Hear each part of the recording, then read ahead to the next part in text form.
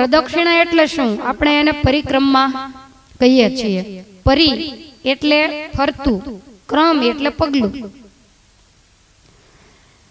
પરમેશ્વરની ફરતા પગલા માંડવા એનું નામ પરિક્રમા.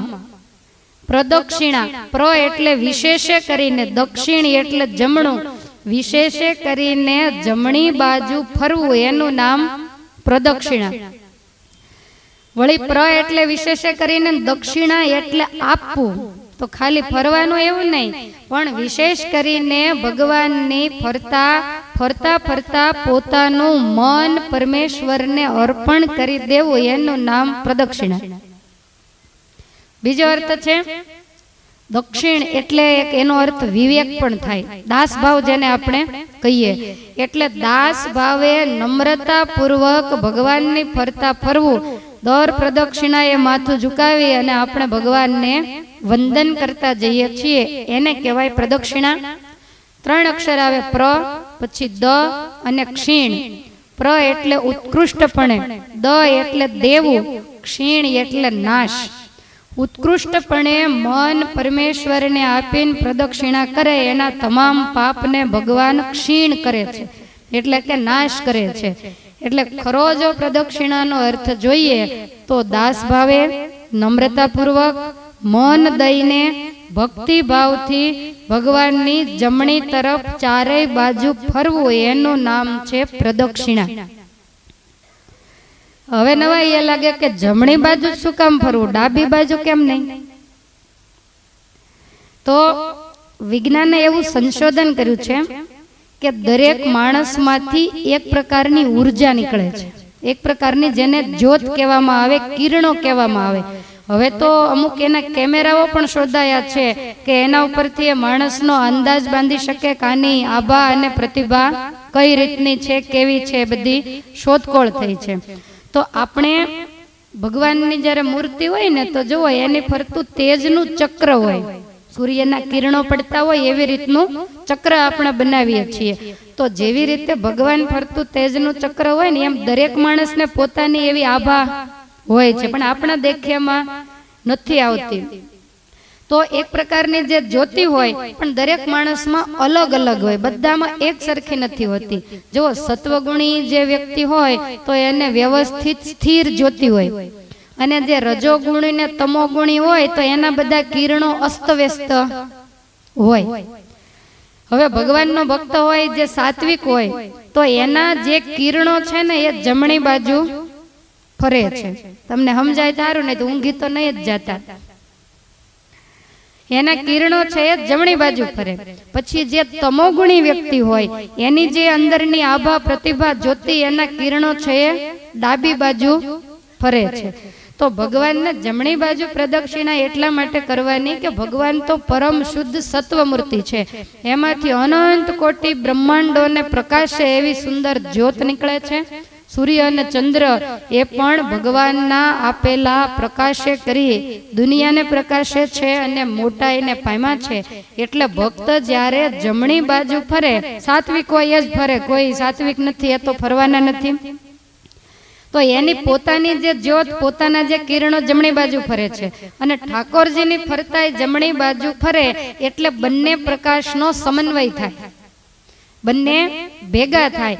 અને ભેગા થતા એક તો એ સાત્વિક છે અને એની સાત્વિકતામાં વિશેષે કરીને વધારો થાય, અને એટલે એના મનની શુદ્ધિ થાય. જો ડાબી તરફ ફરે તો કિરણોનો સંઘર્ષ થાય, કારણ કે ભગવાનના જમણી બાજુ જાય, આપણે ડાબી બાજુ ફરીએ તો આ સંઘર્ષ થાય, એટલે દોષ લાગે અને સત્વગુણ ધીમે ધીમે નાશ પામે, માણસ તમોગુણી બની જાય. એટલે ડાબી બાજુનો નિષેધ છે. ખાલી પ્રદક્ષિણા નહીં, તમે જો આપણે સ્વસ્તિક બનાવીએ તો એના પાંખડા ઊંધા કર્યા હોય તો એના પાંખડા પણ જમણી તરફ વળે. શુભ મંગલનું સત્વગુણનું એ પ્રતીક ગણાય છે. એટલે તો મંગલ કાર્યોમાં પહેલો સાથીઓ કરવામાં આવે છે.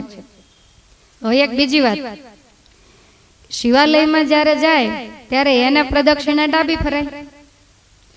તો આપણે એવી માન્યતા છે કે ડાબી ફરાય, પણ શાસ્ત્રો એવું કહે છે કે ડાબી કે જમણી કોઈ પણ બાજુ ફરાય. ભગવાનને ડાબી ન ફરાય. શિવજીને બે બાજુ ફરવામાં દોષ નથી. કારણ શું? લોયાના પહેલા વચનામૃતમાં મહારાજે કહ્યું કે શિવજી ભગવાનના મોટા ભક્ત છે. વૈષ્ણવાનામ યથા શંભુ, જેટલા ભક્તો છે એમાં શ્રેષ્ઠ ભક્તિ શિવજીની. તો ભગવાનનો જે ભક્ત હોય એમાં અતિ સાત્વિકતા હોય, તો આ તો મોટામાં મોટા ભક્ત છે.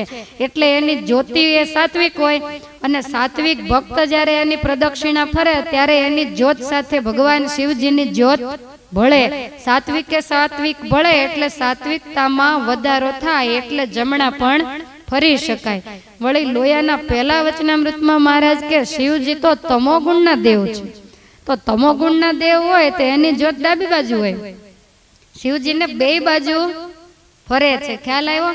એટલે ડાબી બાજુ પરિક્રમા કરે તોય પણ કોઈ દોષ લાગતો નથી, કારણ કે એની જ્યોત અવળી ફરે એટલે આપણે પરિક્રમા પણ અવળી ફરી શકીએ. એટલે શંકર ભગવાનને તો આમાંય બધું બહુ સીધું, એની પૂજામાં ઉપાધિ નહીં, એની પૂજાના ફૂલમાં ક્યાંય કટોકટી નહીં, ગમે ત્યાં ધતુરા ઉગ્યા હોય, કાંઈ એની સુગંધ આ તે કાંઈ માથાકૂટ નહીં. વળી એ મંદિરના તાળા નહીં, એને કોઈ ઘરેણા નહીં. પાણી ગળતીમ ખૂટી ગયું હોય તો એ તો નિરાતે બેઠા હોય, કોક ભગત જઈને ટબુડી રેડે જ ભલે ને, કાંઈ નહીં. અખંડ ભગવાનનું ભજન સ્મરણ એ ધ્યાનમાં બેઠા બેઠા કરતા હોય છે. એટલે તો આપણે શિવાલયમાં જાવી ત્યારે પહેલા ટોકરો વગાડવો પડે કે ભગત માંડ આવ્યો, જાગો આવે. અને જાગે તો એને ખ્યાલ આવે ને ભગત આવ્યો છે, એટલે ટોકરો એ ધ્યાનની છે ને. એટલે બધા મંદિરમાં, આપણા મંદિરોમાં ક્યારેય ટોકરો હોતો નથી, કારણ કે આપણા મહારાજ તો સામું જોઈને વાટ જોઈને જ ઊભા છે, ભગત ક્યારે ભૂલો પડશે. અને શિવજી તો ભગવાનની ઉપાસના કરે છે, એટલે ધ્યાનસ્થ અવસ્થામાં હોય તો એને બે બાજુ પ્રદક્ષિણા એટલા માટે કરી શકાય છે. વળી ભગવાનને જમણી બાજુ પ્રદક્ષિણા કરીએ એવું નહીં. તમે આ દુનિયામાં જ્યાં જ્યાં નજર નાખો, ઘડિયાળ છે એનો કાંટો કઈ બાજુ ફરે? જમણી બાજુ. ડાબી બાજુ ફર્યો હોય તો પહેલા 3 વાગે, પછી 2 વાગે, પછી 1 વાગે, તો બધું ઊંધું વળી જાય ને. એટલે એ કાંટો હંમેશા જમણી બાજુ જ ફરે છે. પહેલાના સમયમાં પેલા ગંટલો ફેરવતા ને, આમ એ કઈ બાજુ ફરે? ડાબી બાજુ ફેરવો, થોડો લોટ નો નીકળે, પણ એમ મજા આવે નહીં, એ જમણી બાજુ જ ફરે. લગ્નમાં ફેરા કઈ બાજુ ફરે? ડાબી બાજુ ના, એ પણ જમણી બાજુ જ ફરે. ઊંધા ફરો તો ઉપાધિ થાય. પછી પંખાના પાંખિયા કઈ બાજુ ફરે? ઇલેક્ટ્રિક છે તોય ગમે ત્યારે બંધ કર્યો હોય, એ હંમેશા જમણી બાજુ જ ફરે. કોઈ પણ પેલી મોટરો જે ફરતી હોય ને, એ ક્યારેક તમે નિરીક્ષણ, પાણી વાણીની મોટર હોય ઘરે તો નિરીક્ષણ કરજો, હંમેશા જમણી બાજુ જ એ પણ ફરશે. એટલે પાઇપોને ક્યાંક આટા ચડાવ હોય તો આટા અવળી બાજુ કોઈ દી ન ચડે. અને કોક માણસ અવળો હાલતો હોય તો આપણે કહીએ કે આના આટા લૂસ પડી ગયા, તો એ આટા જમણી બાજુ. બોલપેન ને ખોલીને બંધ કરશો ને તો એ જમણી બાજુ કરો તો જ બંધ થાય, ડાબી બાજુ ફેરવો તો ખુલી જાય. આરતીના આટા કઈ બાજુ ફરે? જમણી બાજુ. ડાબી બાજુ ઊંધી થાય. તો લગભગ બધાય જો જમણી બાજુ ફરતા હોય તો આપણે ડાબી બાજુ ફરવાની જરૂર નથી. એટલે પ્રદક્ષિણા જમણી બાજુ જ ફરવી. આમ તો યુગો યુગથી આ જીવ પ્રદક્ષિણા જ ફરે છે. માતાના ગર્ભમાં આવે ત્યારે એની પરિક્રમા ચાલુ થાય. 9 મહિના ત્યાં રહે, પછી જન્મે, મોટો થાય, પરણે, વ્યવહારમાં વૃદ્ધ થાય, ગુજરી જાય, એટલે એક પરિક્રમા પૂરી. તો આવી રીતે 84 લાખ પરિક્રમા આ જીવાત્મા કરે છે. મનુષ્ય જન્મ જ્યારે મળે ત્યારે એ જો ભગવાનનું ભજન કરે તો એની પ્રદક્ષિણાનો છેડો આવે. ભગવાન માણસ જ્યારે બનાવે એને સત્સંગનો યોગ થાય, કોઈ સત્શાસ્ત્રો અને સંતોનો યોગ થાય, અને એને એવું સમજાવવામાં આવે કે 84ના ચક્કરમાંથી છૂટવું હોય, એ પ્રદક્ષિણાની પૂર્ણાહુતિ કરવી હોય તો હવે ભગવાનની પ્રદક્ષિણા ચાલુ કરો. અને પછી એ પ્રદક્ષિણા હવળી ચાલુ કરે ત્યારે જન્મ મરણના ચક્કરમાંથી છૂટે. જ્યાં સુધી આ જીવ પરિક્રમા નથી કરતો ત્યાં સુધી ભગવાન એને 84માં પરાણે પરિક્રમા ફેરવે છે. કોઈ પણ દેવ મંદિરે દર્શન કરવા ગયા હોઈએ તો આપણી કેપેસિટી પ્રમાણે, બહુ મોટું મંદિર હોય, આપણાથી ચલાતું ન હોય તો વસ્તુ જુદી છે, તો પ્રદક્ષિણાને બદલે માળા ફેરવવી. નહીતર ઘણાએ 1.25 લાખ પ્રદક્ષિણા લીધી હોય, અને લીધી હોય ત્યારે એવી હડિયાપાટી કરે, બીજા કોક વચ્ચે આવે અને પાડી દે. પણ એ પ્રદક્ષિણા પૂરી થાય પછી નિયમ લઈ લે કે હવે આજીવન ન ફરવી. આપણે કહીએ કેમ તમે પ્રદક્ષિણા, તો માર પૂરી થઈ ગઈ, તમને નથી ખબર? એટલે અમને એક ને ક્યાં ખબર હોય, પૂરી થઈ ગઈ હોય તો વાંધો નહીં, પણ પ્રદક્ષિણા જ્યારે તમે પૂરી કરો ને ત્યારે એક બીજો નિયમ લેવો કે આ પ્રદક્ષિણા મેં પૂરી કરી એ નિમિત્તે હું રોજ 11 પ્રદક્ષિણા કરીશ અથવા તો 5 પ્રદક્ષિણા કરીશ. પૂરી થઈ એની યાદી માટે, પૂરી થઈ એટલે એને કઈ સંકેલીને મૂકી દેવાનું. બપોરે તમે જમી લીધું તો પછી સંકેલીને મૂકી દો એટલે જિંદગી આખી કઈ કાઢો જ નહીં બહાર. ટાઈમ થાય એટલે વળી પાછું 3 વખત 4 વખત દિવસમાં જો જમી લેતા હોઈએ તો 1 વખત પ્રદક્ષિણા તો થાય. મોટા મંદિરે ગયા હો તો 1 કરી શકો તો 1 કરવી, ત્યાં ન થાય તો અહીંયા તો નાની એવી એટલે 5 પ્રદક્ષિણા કરી લેવી. યુવાની હોય, કરી શકે એવા હોય તો એમણે 11 નો નિયમ રાખવો. જો ક્યારેક એવું બને મંદિરે ન જવાયું આતે તો કોઈ પ્રશ્ન નથી. તમારે 5 નો નિયમ હોય ને એ પૂજામાં 5 વધારે કરી નાખો એટલે દેવની આવી ગઈ. તમે એક પણ મંદિરે ન ફરી શકો એવી તમારી પરિસ્થિતિ હોય તો ઘરે પૂજામાં 5 પ્રદક્ષિણા ધીમે ધીમે ચાલતા અવશ્ય કરવી. કારણ કે ભગવાનને પામવા માટેના જે જુદા જુદા સાધનો છે એ મયેલું પ્રદક્ષિણા એ પણ એક સાધન છે. ખાલી સ્વામિનારાયણ સંપ્રદાયમાં જ પરિક્રમા ફરાય છે એવું નથી. વૈષ્ણવ સંપ્રદાય હોય તોય ભલે, શિવપંથી હોય, જૈન હોય, બૌદ્ધ હોય, પારસી હોય, પારસી અગ્નિ ફરતી પ્રદક્ષિણા કરતા હોય છે. શીખ ધર્મ હોય તો એ ગુરુદ્વારાને પ્રદક્ષિણા ફરતા હોય. માટે બધા જ ધર્મોમાં પ્રદક્ષિણા બતાવેલી છે. આપણું વિજ્ઞાન એવું કહે છે કે મહાસૂર્યમાંથી જે ગ્રહો છૂટા પડ્યા એ તમામ ગ્રહો સૂર્યને જમણી બાજુ પ્રદક્ષિણા કરે છે. પછી ગ્રહોમાંથી નક્ષત્રો છૂટા પડ્યા તો એ નક્ષત્રો ગ્રહોને પ્રદક્ષિણા જમણી બાજુ કરે છે. સૂર્ય એને પૃથ્વી પ્રદક્ષિણા કરે, પૃથ્વીને ચંદ્ર પ્રદક્ષિણા કરે. જેમાંથી જે છૂટા પડાય એનો અંશ કહેવાય. એ પોતાના અંશી એટલે પોતાના માલિક એને પ્રદક્ષિણા કરતા હોય છે. તો આપણો આત્મા છે એ પરમેશ્વરનો અંશ છે અને આપણે એના દાસ છીએ એટલે કાયમ દાસ ભાવે મહારાજને પ્રદક્ષિણા કરવી જરૂરી છે. ભગવાનને વચ્ચે રાખીને ફરવાનો મતલબ એવો છે કે આપણે ભગવાનને એવું કહીએ છીએ કે હે મહારાજ, હું તમને ક્યારેય નહીં છોડું, કાયમ તમારી જ ફરતો ફરીશ. સમજાણું તમને? આવું કહેવાનું છે, વાતું નથી કરવાની. અને ભગવાનને એવું કહેવાનું કે મહારાજ, મારા જીવનનું કેન્દ્ર બિંદુ, મારા જીવનનું ધ્યેય, લક્ષ્ય હું હંમેશા તમને માનીશ. કારણ કે આ સંસારની અંદર તમે માયા, ધન, કુટુંબ, પરિવાર, પંચ વિષય જે મારા મોક્ષમાં બાધારૂપ હોય એને ક્યારેય તમે મારા જીવનમાં પ્રદાન થવા દેશો નહીં. એટલા માટે હું આ પ્રદક્ષિણા કરું છું. એવો પ્રદક્ષિણાનો ભાવ છે. પ્રદક્ષિણાનો ખરો અર્થ જ એ છે કે જીવનની ક્ષણે ક્ષણે પરમેશ્વરનું જ પ્રદાનપણું રાખવું. દરેક જીવનની પળમાં મુખ્ય આધાર સ્તંભ, કેન્દ્ર બિંદુ એ ભગવાનને જ રાખવા. સુખ અને દુઃખ ગમે તેવી પરિસ્થિતિ આવે પણ ભગવાનને ક્યારેય મૂકવા નહીં. નાવ કે કાગ કી ગતિ ભઈ મેરી, જહાં દેખું તહાં જલ નિધિ ખારા, મેરે તો તુમ એક હી એક આધારા. ભવરૂપી સાગરની અંદર આપણે જ્યારે પડ્યા છીએ ત્યારે આપણને મનુષ્ય દેહ રૂપી નાવડી ચારે બાજુ ડોલા ખાય છે, ક્યારે બુડી જાય કાંઈ નક્કી નથી. તો એવા સમયે સ્વામીએ દાખલો આપ્યો કે નાવડીની જે સઢ હોય ધજાનો એના ઉપર બેઠેલો કાગડો, મધ્ય દરિયે જ્યારે વાણ પહોંચે ત્યારે કાગડાનો આધાર શું? જો પહેલા ઉડીને જતો રહ્યો તો કોઈક ઝાડવા બીજું ત્રીજું મળી રહે, પણ મધ્ય દરિયે ગયા પછી એનો આધાર શું? કાગડો ઉડે, ચારે બાજુ ક્રાકરા કરે, વળી પાછો આવીને સઢ ઉપર બેસે. મુક્તાનંદ સ્વામી કે મહારાજ, મારે આવી જ દશા છે. આ સંસારમાં જ્યાં નજર નાખું ત્યાં જલ નિધિ ખારા, કોઈ જગ્યાએ સુખ શાંતિ નથી. એટલે તમારા ચરણાર વિંદનો મેં આશ્રય લીધો છે. મારા તમે એક જ આધાર છો. તો કાળમાયા પર વિજય મેળવવા માટે પરમેશ્વરને જીવનમાં ક્ષણે ક્ષણે પ્રધાન રાખવા. મહાભારતની અંદર તમે સાંભળ્યું છે કે ગમે તે મુશ્કેલી આવી તોય પાંડવોએ એક કેન્દ્ર બિંદુ ભગવાનને રાખ્યા.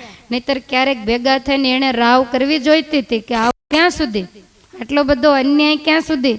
દુર્યોધન આટલો પાપી છે તોય આટલી બધી મોજ મજા કરે, અને અમને તમે આવી રીતે તાવો છો, તમે અમારી આગળ શું કરાવવા માગો છો એ તો બતાવો, અથવા છેલ્લે તમે આનું શું ફળ દેવાના છો? આપણે હોય પહેલાં બેસીને હિસાબ કરી લઈએ અને પછી સહન કરીએ. પાંડવોએ ક્યારેય પ્રશ્ન સુદ્ધા પૂછ્યો નથી. અને માની લો ને કે આખી જિંદગી જાણે ભગવાનની ફરતા જ ફર્યા. રાજસુ યજ્ઞ કર્યો તોય ભગવાનને પૂછ્યું, અશ્વમેઘ યજ્ઞ કર્યો તોય ભગવાનને પૂછ્યું, જરાસંધને મારવાનો થયો તોય ભગવાનને કીધું કે તમે સાથે આવો તો આ કામ થાય, બાકી અમારાથી ન થાય. કાંઈ પણ કરી યુદ્ધ કરવાનું થયું તોય ભગવાનની સલાહ લીધી. તો આપણે જાણીએ છીએ કે છેલ્લે પાંડવોનો જય જયકાર થયો. જ્યારે યુદ્ધમાં જવાનું હતું ત્યારે ભગવાન પાસે આવી અને ભગવાનને કીધું કે તમે કઈ રીતે મદદ કરશો? ભગવાન કે એક બાજુ મારી નારાયણી સેના રહેશે, એક બાજુ હું રહીશ. અર્જુન કે મારે સેનાની જરૂર નથી, મારે તો તમારી જરૂર છે. ભગવાન કહે છે કે અર્જુન તું ભૂલ ન કરીશ, હું કદાચ તારા પક્ષમાં રહું પણ હું પ્રતિજ્ઞાબદ્ધ છું કે હું હાથમાં શસ્ત્ર નહીં લઉં. તો શસ્ત્ર નહીં તો બીજાને હું મારું કેવી રીતે? એટલે હું કોઈને પણ મારીશ નહીં. અર્જુન કહે છે કોઈને ન મારો તો કાંઈ નહીં, પણ અમારે તો તમારી જ જરૂર છે. તમે મારો નહીં તો કાંઈ નહીં, અમારી રક્ષા તો કરવાના જ છો. તો રક્ષા ક્યારે થાય? સામેવાળા બધાય મરે ત્યારે. એટલે અમારે તમને હથિયાર લેવડાવવાની કોઈ આવશ્યક જરૂર નથી, માટે તમે અમારા પક્ષમાં રહ્યો. અને આપણે જાણીએ છીએ ને 18 દિવસમાં કચર ઘાણ વાળી દીધો અને અંતે ખાલી 5 પાંડવો બચવા ભાઈમાં. એટલે ભગવાનને જો એણે જીવનમાં મુક્ત રાખ્યા, આધાર સ્તંભ તરીકે રાખ્યા, તો એમની જીત થઈ. પાંડવોએ જીવનમાં ખાલી એક જ ભૂલ કરી કે એને જ્યારે દ્યુત રમવાનું હતું ને ત્યારે ભગવાનને પૂછવા ન ગયા કે આ દુર્યોધનની હારે દ્યુતની બાજી ખેલવી કે ન ખેલવી. એમાં વિચાર્યા વગરનો જો નિર્ણય લીધો, એમાં ભગવાનને જો એક બાજુ મૂક્યા તો જિંદગીમાં દુઃખના ડુંગરા તૂટી પડ્યા. 13 વર્ષ સુધી જેને વન ભટકવું પડ્યું. ખાલી એક વાર ભૂલ્યા તોય. આપણા જીવનમાં ક્યારેક કાંઈ મુશ્કેલી આવે તો વિચારી લેવું કે ક્યાંક મારી ખામી હશે, ક્યાંક મારે હજુ ભૂલ થતી હશે, તો જ આવું. ભગવાન ક્યારેય કોઈને દુઃખી કરતા જ નથી. એટલે ક્યારેય ભગવાનનો દોષ ન કાઢવો, એને હંમેશા સાથે રાખવા. એટલા માટે પ્રદક્ષિણા જો કરીએ ને તો આપણને ખ્યાલ રહે કે અત્યારે 5 કરું છું પણ આખો દિવસ મારે એની જ ફરતું ફરવાનું છે, ભગવાનને મારે ભૂલવાના નથી. આપણે જાણીએ છીએ કે ભગવાન સ્વામિનારાયણ સ્વયં ભગવાન હોવા છતાંય આપણને ઉપદેશ દેવા માટે, આપણને એમ ન થાય કે આપણે જ ફર કરવાનું. એટલે મહારાજે મંદિરો બંધાવ્યા. વડતાલમાં જ્યારે મહારાજ હતા ત્યારે રોજ વડતાલ મંદિરની 200 પ્રદક્ષિણા મહારાજ કરતા. એ મંદિર કેવડું છે તમે જોયું છે ને? તો આટલા મોટા મંદિરની રોજની 200 પ્રદક્ષિણા ભગવાન શ્રી હરિ કરતા.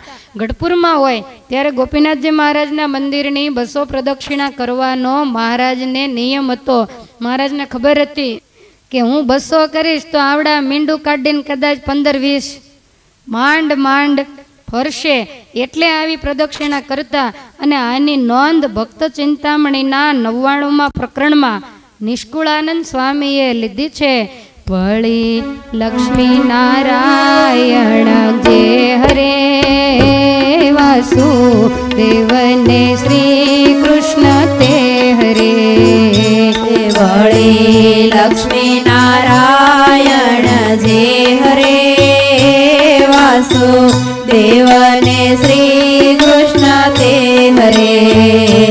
વળી લક્ષ્મી નારાયણ જે હરે વાસુદેવને શ્રી કૃષ્ણ તે હરે. વળી લક્ષ્મી નારાયણ જે હરે વાસુદેવને શ્રી કૃષ્ણ તે હરે.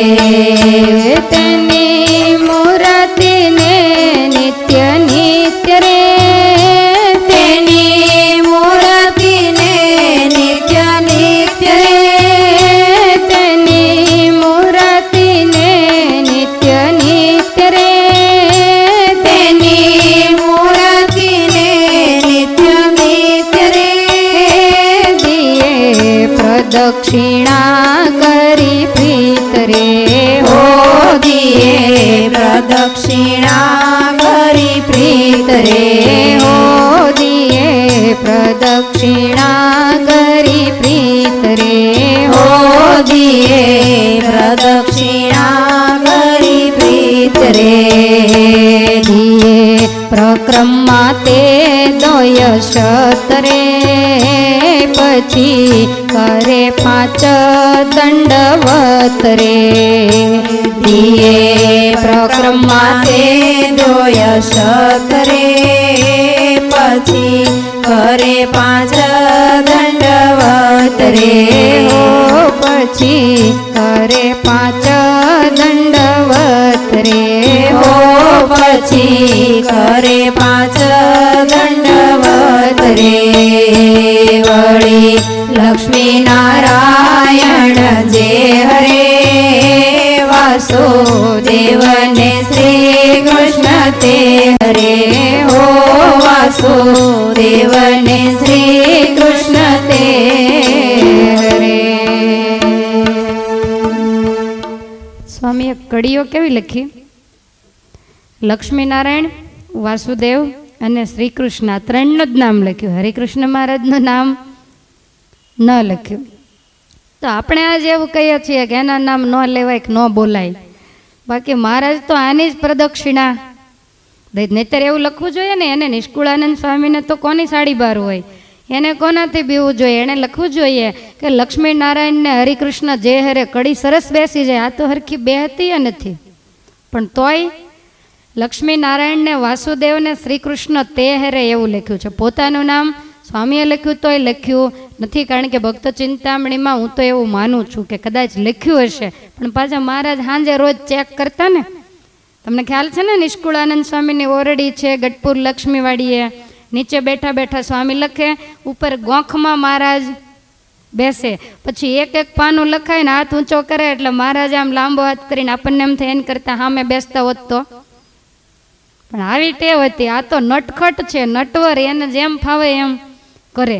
એટલે ઓલું શું થાય કે મહારાજ વાંચતા હોય ને તો લખવાવાળાને પાછું ધ્યાન જાય કે વાંચતા વાંચતા કંઈક આડોવળું હોય તો મોઢા ઉપર ભાવ દેખાય. એટલે મહારાજ ઉપર બેઠા, સ્વામીનું ધ્યાન જ ન જાય, એને લખવામાં પૂરેપૂરી વૃત્તિ રહે. એટલે કદાચ લખાયું હશે, લખ્યું હશે, સ્વામી તો લખે જ, પણ મહારાજે વાંચીને પાછી ફેરવી પણ નાખી હોય. આમાં કાંઈ નક્કી નહીં. ભક્ત ચિંતામણીમાં પરચા પ્રકરણ લખ્યા ને ત્યારે મહારાજે નિષ્કુળાનંદ સ્વામીને કીધું, સભા ભરાઈને બેઠી હતી, ગોપાળાનંદ સ્વામી આગળ બેઠેલા. મહારાજ કે આ જોગીનું એક પ્રકરણ નાખજો. એટલે નિષ્કુળાનંદ સ્વામી કે મારે પરચા પ્રકરણ પૂરું થઈ ગયું. મહારાજ કે ભલે પૂરું થઈ ગયું, વચ્ચે એક નાખી દો. પછી સ્વામીએ નક્કી કર્યું. સ્વામી જ્યાં ઓરડીએ ગયા ત્યાં તો ગોપાળાનંદ સ્વામી લક્ષ્મીવાડીએ દર્શન કરવા ગયેલા. ત્યાં સ્વામીની ઓરડીએ જઈને કે હવે મહારાજ તો કે પાછા મારું કાંઈ લખતા નહીં તમે. નિષ્કુળાનંદ સ્વામી કે નહીં લખું. બીજે દી સભામાં આવ્યા તો મહારાજ કે લખ્યું તમે કે આ યોગીનું પ્રકરણ કે નહીં? તો કે મહારાજ મને યોગી આવી ના પાડી ગયા કે મારું નહીં લખતા. મહારાજ કે તમારે યોગી કે એમ કરવાનું, તમે કે એમ, તમે યોગીના સાધુ છો કે અમારા? તો કે મહારાજ હું તો તમારો સાધુ, પણ હવે તોય મોટા રહ્યા એટલે કંઈક તમારે ને એને કંઈક ચર્ચા કદાચ થઈ હોય, ના પાડી હોય, વળી લખી નાખું તો ઉપાધિ, એટલે મેં નથી લખ્યું. મહારાજ કે જાઓ આજ્ઞા છે આજ લખી નાખજો. સભા પૂરી થઈ તા સ્વામી કહેજો મહારાજને તો બધાને મોટાઈ દેવાની ટેવ પડી ગઈ છે, એ ભલે ને કે નહીં લખતા મારું કાંઈ. નિષ્કુળાનંદ સ્વામી મૂંઝાણા. સ્વામી પછી મહારાજ પાસે ગયા કે મહારાજ તમે કહો એમ કરું. મહારાજ કે હું અહીં બેઠો છું ને, કાંઈ બોલે તો મને કહેજો, અહીં બેઠા બેઠા લખી નાખો. પછી અનુપીડર દેશમાં ધન ધન ટોડલા ગામ, આ આખું પ્રકરણ મહારાજે માથે ઊભા રહી. ગોપાળાનંદ સ્વામીએ ના પાડી તોય નિષ્કુળાનંદ સ્વામીની પાસે લખાયું. એ છેલ્લું આવતું તો મહારાજ ક્યાં વચ્ચે નાખી દો, છેલ્લું નહીં. આ યોગી કાંઈ જેવા તેવા નથી, એટલે પરચા પ્રકરણમાં એને વચ્ચે આ પ્રકરણને નખાયું. એટલે ઘણા બધા સુધારા ફેરફાર મહારાજ કરાવતા. કંઈક અયોગ્ય લાગે તો કે આ વસ્તુને ફેરવી નાખો. તો આવી રીતે ભગવાન શ્રી હરિ પણ દેવ મંદિરમાં નિત્ય આપણને ઉપદેશ આપવા માટે પ્રદક્ષિણા કરે. 200 પ્રદક્ષિણા કરીને પછી બધી મૂર્તિને 5-5 દંડવટ કરે. ભગવાન હતા તોય સત્સંગી જીવનમાં આવે છે, માઘ મહિનામાં મહારાજે તલનું ચાંદ્રાયણ કર્યું હતું ગઢડામાં. તે રોજ ગેલા નદીએ 3 વખત સ્નાન કરવા જાય અને ચાંદ્રાયણ વ્રત કર્યું. પછી વ્રતની પૂર્ણાહુતિ કરીને બ્રહ્મ ભોજનો કરાવ્યા. જેવી રીતે માણસ કરે એવી જ રીતે મહારાજ પણ આવું બધું કરતા. ઘણા કહેતા હોય ને એવી શું જરૂર છે, એટલા માટે કહું છું. વળી આપણે બધા જાણીએ છીએ કે જ્યારે વડોદરા મુક્તાનંદ સ્વામી સભા જીતવા ગયા અને ત્યાંથી જ્યારે પાછા સ્વામી વડતાલ આવતા હતા અને મહારાજને સમાચાર મળ્યા, સયાજીરાવ સરકારે વેલડામાં બેસાડી અને મુક્તાનંદ સ્વામીને વડતાલ મોકલેલા. મહારાજને ખબર પડી કે સંપ્રદાયનો દિગ્વિજય કરીને મુક્તાનંદ સ્વામી આવે છે, એટલે મહારાજ માણકી ઉપર અસવાર થઈને સ્વામીની સામે ગયા. દૂરથી વેલડું આવતું હતું, મહારાજે ઘોડીને દોડાવી એટલે વેલડું ઊભું રહ્યું. મુક્તાનંદ સ્વામી તો કંઈક પગે લાગે, કંઈક વેલડામાંથી નીચે ઉતરે ત્યાર પહેલા ઘોડી ઉપર બેઠા બેઠા વેલડાને 5 પ્રદક્ષિણા મહારાજે કરી. કે સ્વામી તો આમેય મહારાજના ગુરુસ્થાને હતા, મોટા માનતા, પણ મહારાજે એવો એનો મહિમા ગાયો કે તમે વડોદરાની અંદર જઈને દિગ્વિજય કરીને આવ્યા. બાકી એની જીભ ઉપર તો પોતે જ બેઠા હતા, પણ છતાંય બીજાને મોટાઈ દેવાની ટેવ મહારાજને હતી. ખાલી સ્વામિનારાયણ ભગવાનની વાત નહીં, ભાગવતજીની અંદર પણ કથા છે. 10મા સ્કંદમાં જ્યારે બ્રહ્માજીએ ગોવાળિયા અને વાછડાઓનું અપહરણ કર્યું ભગવાનને નહીં ઓળખીને, પછી બ્રહ્માજીને ખ્યાલ આવ્યો કે મારી ભૂલ થઈ, આ તો સ્વયં ભગવાન છે, ત્યારે માફી માગવા આવ્યા. બ્રહ્મસ્તુતિની અંદર વ્યાસ ભગવાને લખ્યું છે કે પહેલાં ભગવાનને દંડવટ કર્યા, પછી પ્રદક્ષિણા કરી અને માફી માગી, ત્યારે ભગવાન એના ઉપર રાજી થયા. જ્યારે વામન ભગવાન બલિરાજાને છળવા માટે વામન રૂપ ધારણ કરીને આવ્યા અને 3 પગલા જમીનનો સંકલ્પ મુકાવીને પછી વામનમાંથી જ્યારે વિરાટ થયા, આખી પૃથ્વીને જ્યારે માપી લીધી, ત્યારે જાંબુવાન એ વખતે ત્યાં હતા. અને એ જાંબુવાનને એમ થયું કે આટલા નાના બાળકમાંથી આટલા મોટા થયા, ભગવાન સિવાય કોઈ હોય નહીં. જાંબુવાન ઓળખી ગયા અને દોટ કાઢીને એ વખતે એણે વિરાટ નારાયણની 7 પ્રદક્ષિણા કરેલી. આખી પૃથ્વીની પ્રદક્ષિણા કરે ત્યારે 1 પ્રદક્ષિણા થાય. પછી રામ અવતારમાં જ્યારે દરિયાનું ઉલ્લંઘન કરવાનું હતું ત્યારે જાંબુવાનને કીધું કે તમે જાઓ. જાંબુવાન કે જ્યારે વામન અવતાર થયો ત્યારે હું જુવાન હતો, અત્યારે તો હું ઘરડો થઈ ગયો છું, હવે જન્મો ક્યારે હશે એ તો આપણે વિચારવાનું. 3 વખત એ મહારાજને મળ્યો તો એને ઓળખી શક્યો, 4થી વખતે એણે ભગવાનને ઓળખ્યા છે. તો આવી રીતે એણે પણ વામન ભગવાનની પ્રદક્ષિણા, આ તો બધી સતયુગની કથાઓ છે. તમે નામ સાંભળ્યું છે થાણા ગાલોળ ગામના માવા ભગત, જે ઓલો લુખો રોટલો ખાતા એ. તો આ માવા ભગતને પહેલાં સત્સંગ નહોતો, પણ મુમુક્ષુ આત્મા, એટલે એને ભગવાનને મેળવવાની ઈચ્છા હતી. તો આખો દિવસ રામ રામ કરતા કરતા પીપળાને પ્રદક્ષિણા કર્યા કરે. તો પ્રદક્ષિણા કરતા કરતા ગોઠણ સુધીનો તો ખાડો કરી નાખ્યો હતો. એ વખતે તો કાચી ધરતી હોય, કાયમ આખો દિવસ રાત્રે ઊંઘે નહીં, બસ અખંડ ભગવાન કેમ મળે, ભગવાન કેમ મળે, સતત પ્રદક્ષિણા કરે. અને પ્રદક્ષિણા કરતા કરતા નાનપણથી આદરેલું તે જ્યારે બહુ મોટી ઉંમર થઈ ત્યારે મુક્તાનંદ સ્વામીનો એને યોગ થયો. પછી મુક્તાનંદ સ્વામીએ એને ભગવાનની ઓળખાણ કરાવી. એણે પ્રદક્ષિણા કરી ભગવાન વિષ્ણુનું સ્વરૂપ પીપળાને માનીને, તો એ પ્રદક્ષિણાને ભગવાને એળે જવા દીધી નથી, છેવટે ભગવાન મળ્યા. આજે પણ તમે જુઓ, દિવાળી ઉપર બધાય ગિરનારની પરિક્રમા કરે છે, કેટલી મોટી પ્રદક્ષિણા છે. તો પણ ભાવિક માણસો હોય એ બધા કરવા જતા હોય. વૈષ્ણવો બધાય ગિરિરાજ ગોવર્ધનની પરિક્રમા કરે છે. એટલે આવી રીતે પૂર્વે પણ ઘણા બધાએ આવી પ્રદક્ષિણાઓ કરી અને ભગવાનને રાજી કરેલા. હવે આ તો બધા આધ્યાત્મિક ફાયદા થયા, શારીરિક લાભ હોય ઘણા બધા છે. પ્રદક્ષિણામાં તમને નથી લાગતું શારીરિક લાભ હોય? બધાને કાંઈ પણ તકલીફ હોય ને એટલે તરત ડૉક્ટર એમ કે તમે હાલવા માંડજો. તો બીજે હાલવું એની કરતાં ભગવાનની ફરતા ફરતા ફરવું, 2 કામ થાય. 1 કાંકરે 2 પક્ષી મરે. ઘણા એને કીધું હોય કે તમારે સવારમાં 2 કિલોમીટર ચાલવું. તો 2 કિલોમીટર આટલું બધું ચાલવું, અને રોડે જેના તેના મોઢા, સવારના પોરમાં તો દાંતણના ડોયા મોઢા હોય, એ જ મોઢા આપણે જોવાના રે. ઉઠીને ઘણા એ ધોયાય ન હોય. તો એની કરતાં મંદિરે જાય અને હરિકૃષ્ણ મહારાજની પ્રદક્ષિણા આપણે 10-15 કરીએ, ત્યાં 2 કિલોમીટર થઈ જાય. કારણ કે પ્રદક્ષિણા બહુ જબરી. ગોપીનાથજી મહારાજ કરતાં આપણી પ્રદક્ષિણા 1.5 છે. અને હરિકૃષ્ણ મહારાજની પ્રદક્ષિણા તમે ખાલી 108 કરો તો અહીંથી સારંગપુર જાવ એટલો 11 કિલોમીટરનો ફેરાવો થાય. વચ્ચે પડો તો અડધો, આખી ફરો તો આટલી મોટી જબરી, જેટલા શિખર ઊંચા ને જબરા, જેટલા ભગવાન મોટા ને જબરા, જેવું મંદિર જબરું એવી જ એની પરિક્રમા પણ જબરી છે. તો તમને નથી લાગતું કે આપણે એવા એના ભગત પણ જબરા થવું જોઈએ? એટલા બધા અંગોને ખાસ ધ્યાનમાં લેજો. તો ચાલવા કરતાં પ્રદક્ષિણા કરીએ તો આપણું શરીર સહેજે સારું રહે. નહીંતર તો તમે જોજો ને બેઠા બેઠા નસો બંધાઈ જાય, ઓકળાઈ જાય. પણ થોડી થોડી પ્રદક્ષિણા કરતા રહીએ તો બે કામ થાય. તો આવો પ્રદક્ષિણાનો મહિમા છે.